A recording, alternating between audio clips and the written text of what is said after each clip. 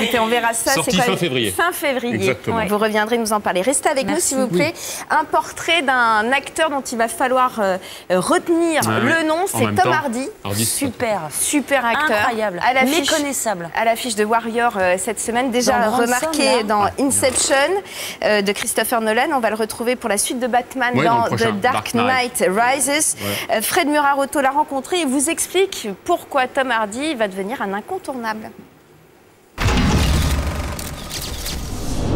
Rencontrer Tom Hardy, c'est rencontrer 100 kilos de muscles, douceur, une voix éraillée, le tout enrobé d'un charisme indéniable et même empreint d'une certaine douceur. Je vais pas vous mentir. Pourtant, l'acteur anglais de 34 ans n'a pas toujours été cette brute au cœur tendre. Difficile en effet de le reconnaître dans les rôles qui l'ont précédé avant Warrior, qui sort cette semaine et dans lequel il campe un adepte du free fight. Car oui, c'est bien le même Tom Hardy qui épaule Leonardo DiCaprio dans Inception, apparaît dans le Marie-Antoinette de Sofia Coppola, campe une petite frappe homosexuelle dans le survitaminé rock'n'rolla de l'anglais Guy Ritchie et surtout incarne le prisonnier le plus célèbre d'Angleterre.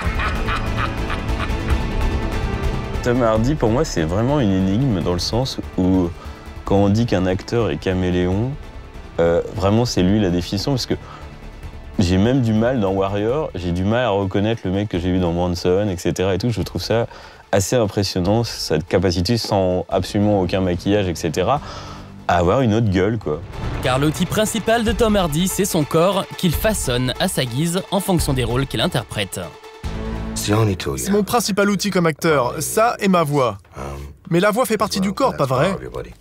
C'est bon de tester jusqu'où votre corps peut aller et de repousser les limites à chaque fois.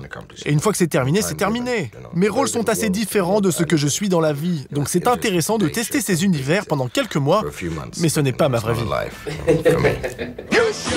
Et les limites, que ce soit dans la vie ou au cinéma, Tom Hardy les repousse tout le temps. La première fois, c'est pour le film Bronson en 2009, où il incarne le prisonnier le plus célèbre d'Angleterre, Michael Peterson, dit Bronson, une transformation qui impressionne le vrai Bronson, comme en témoigne cet enregistrement audio pris directement de sa prison haute sécurité de Wakefield en Angleterre, où il est encore enfermé d'ailleurs. Anyway, first visit, Tom comes up to see me. I clock him. I think to myself, he's having a fucking laugh at me. Now, no disrespect at all, but I don't think he weighed 12 stone soaking wet. But when he come back to see me, like 2 months later, he was bigger than me. Le film Bronson, pour moi, était très important pour ma carrière. Car c'est le moment où j'ai commencé à intéresser les Américains. Et je n'avais jamais travaillé aux États-Unis, donc c'était une nouvelle expérience pour moi. Et travailler avec différents univers, c'est ce que je cherche en tant qu'acteur.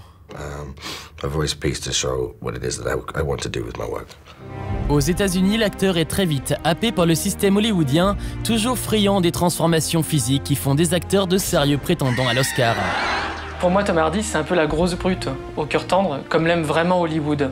C'est-à-dire l'acteur qui est très musclé, qu'on voit dans toutes les cascades, mais qui en même temps est romantique, un peu... qui a des petites fêlures, qui plaît donc beaucoup aux femmes et aux hommes. Et c'est pas étonnant qu'il explose à Hollywood pour moi. Et c'est Christopher Nolan qui lui donne ses premiers grands rôles sur le sol américain, dans Inception bien sûr, mais surtout dans le prochain Batman, dans lequel Tom Hardy incarne le super méchant Bane.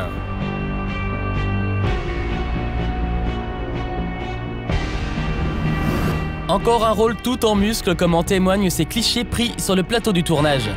Justement, pour Tom Hardy, le piège serait d'enchaîner les rôles de gros durs, car après Batman, l'acteur est déjà annoncé dans le remake de Mad Max, où il reprendra le rôle qui a rendu célèbre Mel Gibson.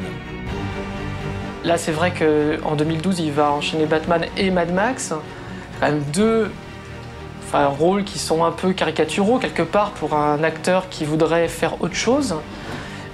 Donc à lui de trouver les rôles après qui vont faire de lui peut-être le très grand acteur des prochaines années.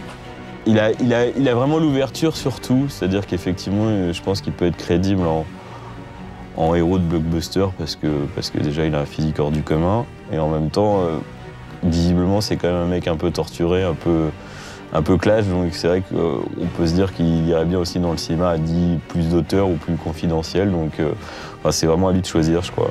Et Tom Hardy devrait se méfier, muscle ou pas, à Hollywood, c'est comme au free fight. Pratiquement tous les coups sont permis. No! That would be misrepresenting myself, and I think enough of that has been done already, don't you? Fan de ce comédien, en tout cas de sa prestation dans Bronson? Ah oui, dans Bronson, il m'a beaucoup impressionné, parce qu'il a cette violence. Et d'ailleurs, quand on entendait dans votre reportage la voix du vrai. Du vrai, ouais. C'est vrai que ça fout les jetons.